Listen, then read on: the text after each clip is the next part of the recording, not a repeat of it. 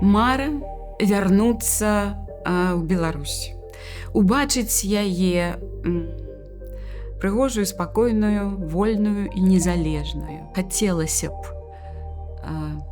я так спадзяюся, спатрэбіцца на маёй радзіме.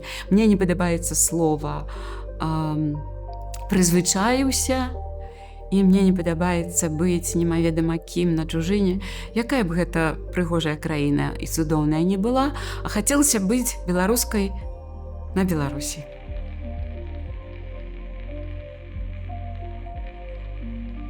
Я б хацела проста для гэтых маладых цудоўных прафесіяналаў, проста хацела б ім нагадаць радкі Алеся Разанова.